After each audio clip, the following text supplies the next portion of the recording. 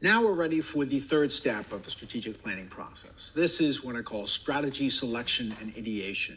And it's a multi-part process where you start by selecting and finding the strategies that will really fit your business, your customers, and your competitors, and using those broad strategies to generate and test specific concepts and figure out which of those ideas and concepts you're going to move forward with. So the first part of this is selecting the customer network strategies that match your objectives. So which of those 5 core strategies that we've talked about, access, engage, customize, connect, collaborate, will you prioritize for this digital marketing strategy of yours? Is it going to be one of them? Maybe it might be a few.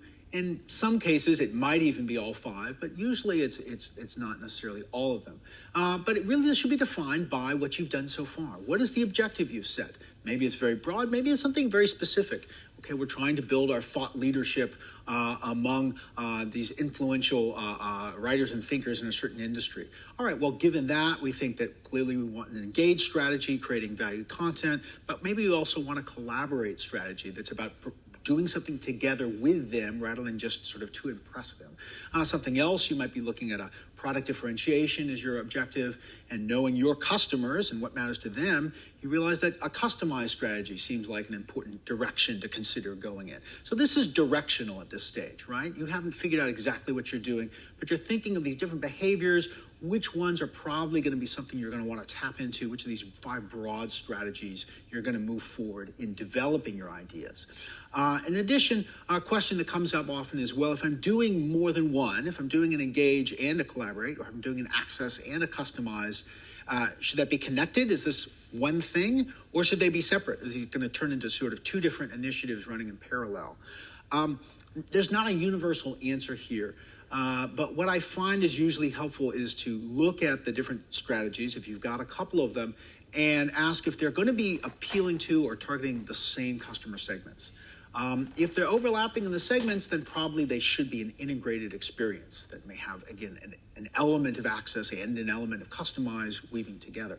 But if access is really something you've decided matters to customer segment A, and the customize is something that really matters to segment B, if it's really targeting for different people, then you can go ahead and develop them probably appropriately as a couple different strategies that you're going to be running in parallel.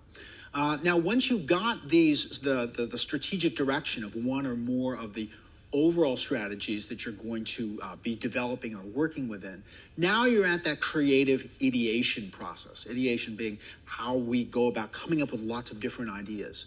And there's been a lot of thinking and studying on what leads to good team ideation within businesses towards business objectives. Some of the common best practices are, one, you want a small and interdisciplinary team. So you don't want 20 people, but you probably want more than 1 or 2. And you want people coming from different perspectives. So you might have somebody from your marketing team, maybe somebody from your corporate communications team, maybe somebody from your customer service. So it's good to get different people, whatever that means in your particular case, but coming in with a different perspective on that challenge or the objective you're trying to focus on. You want to have a creative process. You want to create an environment and a structure where people are generating a lot of ideas, because later you're going to then sort of assess them. This is really that creative part of the process.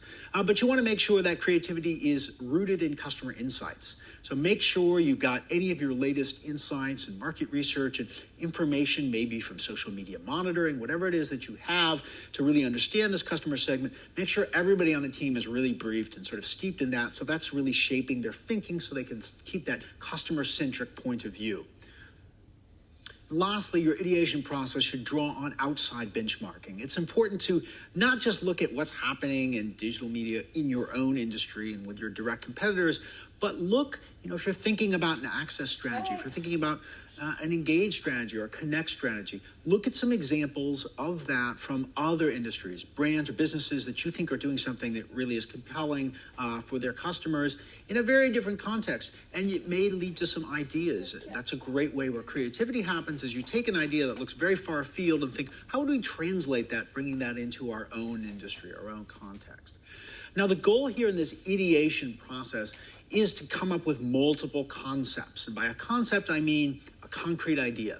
It could be a digital campaign, a specific execution, an app you're creating, a publishing series of content, a new channel for reaching the customer.